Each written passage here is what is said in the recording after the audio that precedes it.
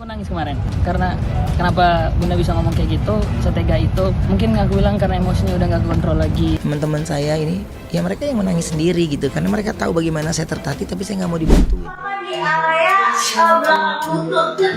gue juga nggak butuh duit kok.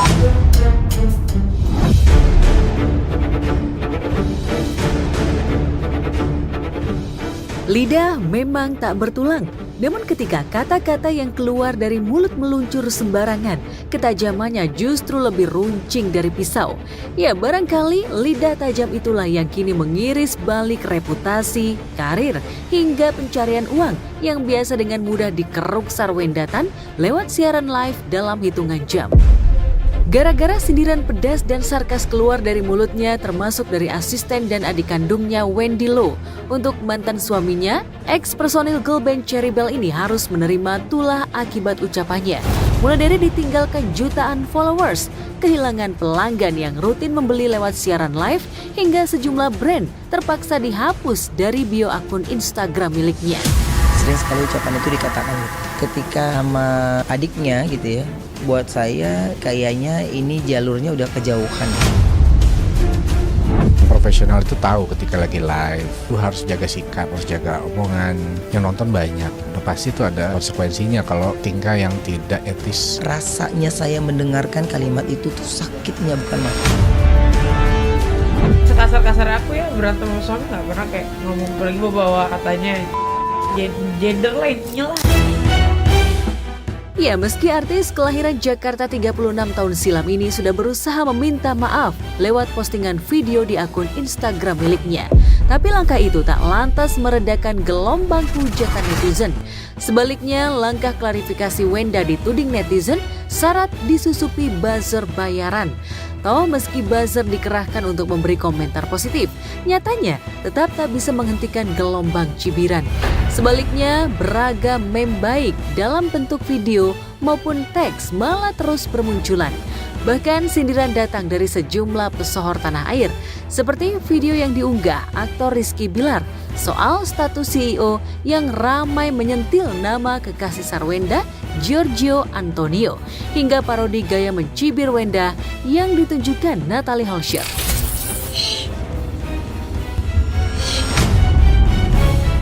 CEO itu kan kita tinggal bikin PT. Gara-gara drakor itu CEO tuh jadi dianggap sesuatu yang wow.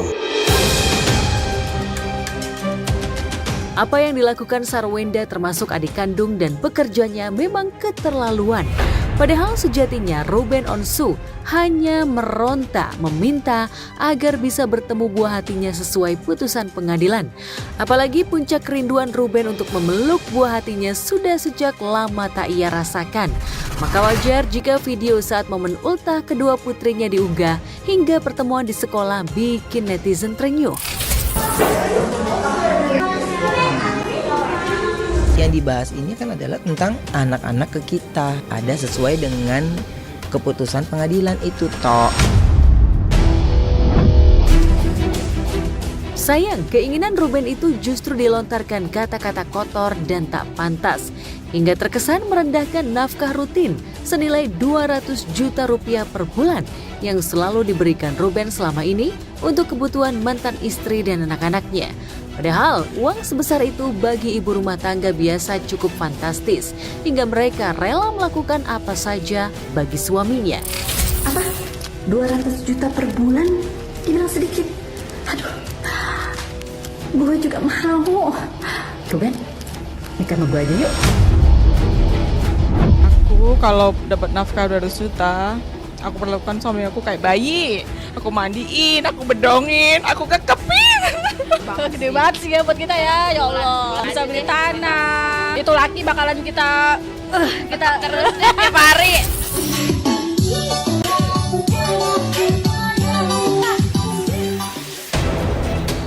Ibarat air susu dibalas air tuba. Gak wajar jika sejumlah sahabat Ruben seperti Dewi Persik, Ayu Ting Ting, Ivan Gunawan, Bunda Korla, bahkan putra angkatnya Betran Putra Onsu alias Onyo pun ikut geram dan menangis. Aku nangis kemarin karena kenapa Bunda bisa ngomong kayak gitu, setega itu. Mungkin aku bilang karena emosinya udah gak kontrol lagi. Teman-teman saya ini, ya mereka yang menangis sendiri gitu, karena mereka tahu bagaimana saya tertatih, tapi saya nggak mau dibantuin.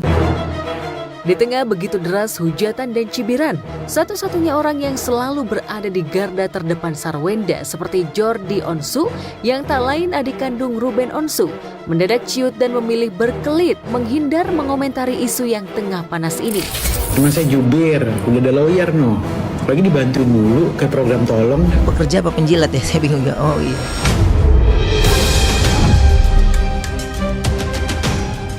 Ibarat nasi sudah jadi bubur, kata-kata gegabah syarat sumpah serapah sudah terlanjur menyerang balik Sarwenda. Hingga image baik ibu dua anak yang awalnya dicintai emak-emak pecinta daster ini berubah menjelma bab wanita gila harta. Lantas benarkah akibat hujatan ini Sarwenda mengalami frustasi berat? Benarkah gara-gara Sarwenda dihujat satu Indonesia, Ruben akan mengambil alih hak asuh kedua putrinya? Atau masih ada jalan mediasi antara keduanya? Ada rasa capek, fragile. Ada waktunya aku juga nangis gitu. Ya udah minta maaf ke bapaknya anak-anak lo, nggak ada salahnya. Habis itu lo mau sama CEO mana pun terserah. Kalau semuanya ada yang mencoba menetralkan baik aja, nggak akan seperti ini.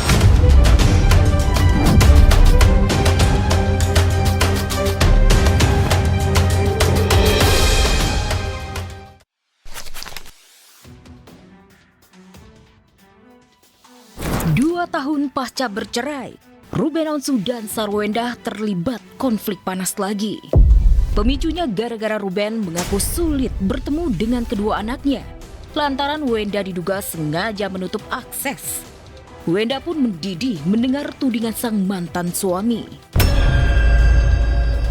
Terkait soal anak, RO sudah chat anaknya, tapi sebulan tidak dibalas. Sekarang sederhanalah. Yang di chat itu harusnya selain anaknya siapa? Ibunya dong. Kan ibunya yang mengatur. Ya minimal datang kalau nggak bisa dihubungi gitu. Itu nggak pernah, lalu tiba-tiba dibilang dipersulit. Jangan jadi ukuran. Pernah nggak Ruben ke rumah? Pernah? Jangan itu jadi ukuran. Jangan jadi ukuran. Ini bicara masalah kewajiban ibu untuk menyerahkan anaknya 2-3 hari dalam 1 minggu kepada ayahnya. Kan memang kalau dari pengadilan itu kan 4 hari, 4-3 ya harusnya. 3 hari harus disayah gitu sebenarnya ya. Belum bisa video call ya. Kan komunikasi hubungannya juga nggak baik ya. Konflik Ruben Onsu versus Sarwenda makin panas mendidih. Selain tidak mau lagi memberikan nafkah anak sebesar 225 juta rupiah per bulan, Ruben juga meninggalkan beban hutang yang besar kepada Wenda. Karena rumah yang ditinggalinya bersama anak-anak jadi agunan bank dan statusnya kredit macet parah.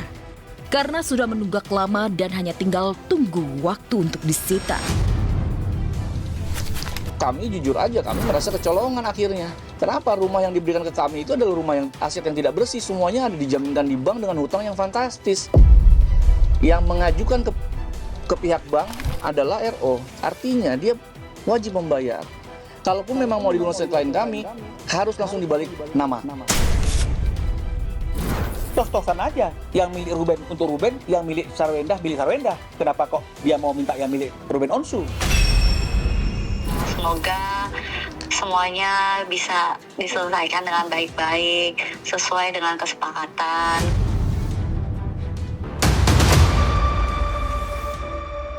Tinggal di rumah baru dan mewah, namun di bawah ancaman penyitaan bank, benar-benar membuat Sarwenda makin tak nyaman. Lantas, jika benar-benar disita bank, bagaimana nasib Sarwenda dan kedua anaknya? Saya akan terus membicarakan tentang anak saya, ya karena itu anaknya. Jadi untuk yang gak ada berkepentingan, atau orang yang menunggangi dalam permasalahan ini, atau yang ikut cari makan, ya, jadi buat saya stop.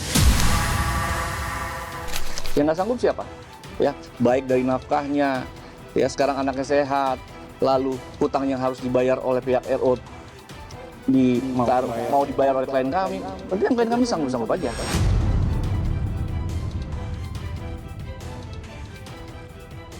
Bukan tanpa alasan Ruben Onsu koar-koar sulit bertemu dengan anak.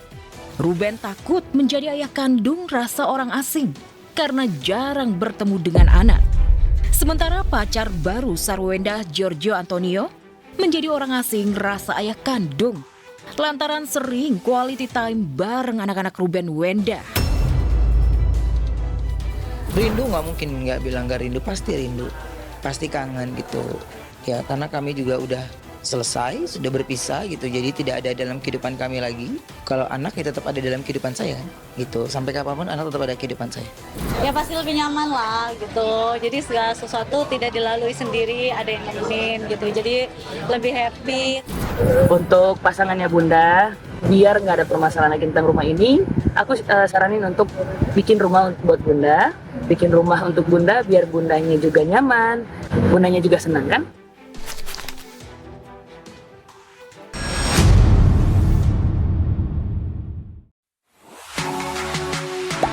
Gak sempat baca? Dengerin aja. Klik icon text to speech, gak pakai ribet di okezone.com.